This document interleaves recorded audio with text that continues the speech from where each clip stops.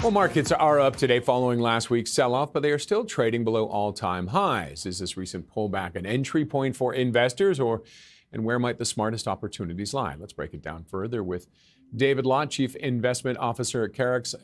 And thank you very much, David, for joining us today. Thank you. Your thoughts on what's happening with the market today? Is most of that just reaction to the news that it looks like it might be an end to the federal shutdown? We got a little pressure on technology stocks, which isn't too surprising because they've led the way since April. And I think we're just getting a little bit of settling out here at the beginning of November. We personally aren't chasing the market into the end of the year, just trying to be good stewards with our clients' money. They've had a great year. We actually moved towards value, towards small cap, towards bonds, just trying to rebalance those portfolios going into year end. I don't see a ton of upside left this year. So what drove you to, what were you looking for when you went into small cap and the other locations? What drove you there? I think we just wanted to balance our risks.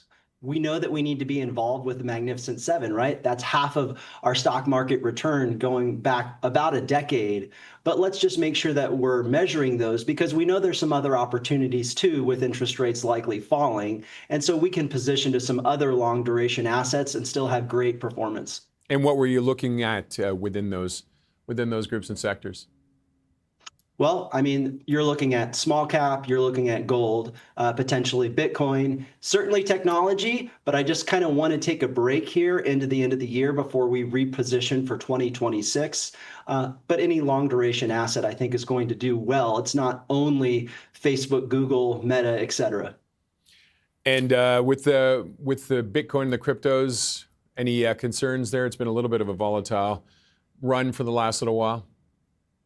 You know, you've had people who've owned those asset classes for a very long time who've made 100x maybe since 2012, right? And so there's a lot of whales that are selling. Ultimately, that's the maturation of the market. And it could actually mean that we're going to see less volatility in those asset classes moving forward as it becomes more mature. But just like technology stocks in the early teens, 2000 teens, right? If you owned Meta in 2012, for example, you would have a tremendous return since then. So I think we still have to keep a long-term mindset, trying to really focus on the future and not the current. And so I don't think that story's over when it comes to cryptocurrency. Now, you mentioned you wanted to be good stewards for your investors. And what do you see the rest of the year? Do you see it being similar to what we saw last week?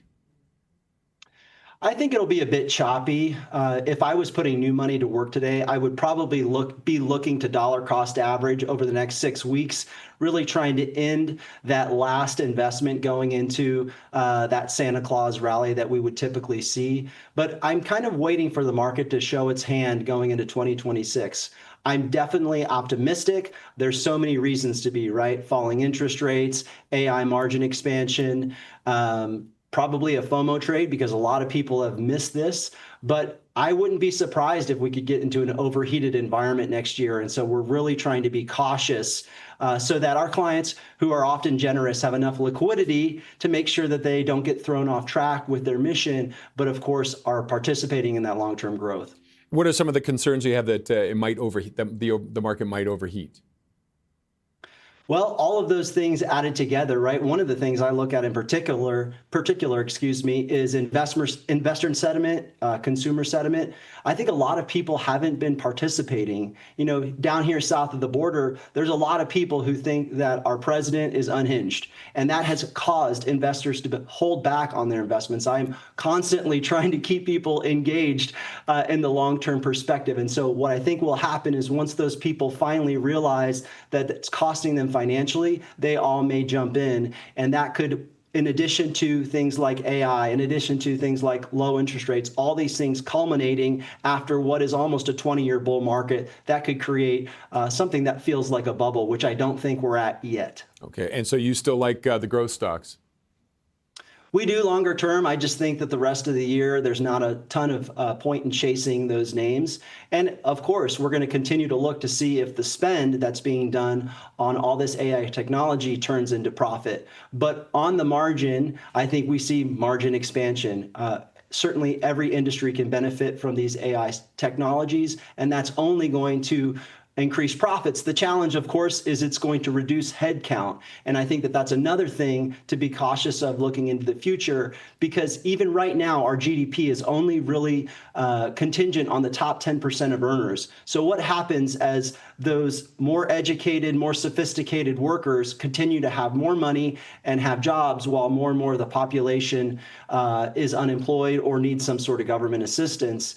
Of course, also knowing that we have a budget issue with only a couple countries, Greece, Italy, and Japan, ahead of us when it comes to debt to GDP. And I think some of those issues are things that could create tension here in the next couple years. Any concerns, short term relative to that, any concerns about if and when this is settled with the government shutdown, when the numbers come out, that there might be a bit of a panic then, or are you expect everybody to kind of be calm about it? I think that we know that unemployment is going to continue to be a problem. I think we know that inflation is falling, and I think we know for both of those reasons, rates are coming down. So I don't think that there is going to be any data that comes out that's going to shock the market. And actually, the market's been pretty relaxed overall with the government being shut down. The government's always shut down and it's always reopened.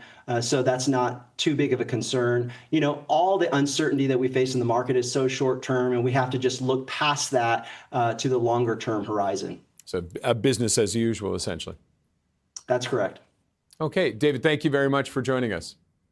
Thank you. David Laut is Chief Investment Officer with Kerux Financial.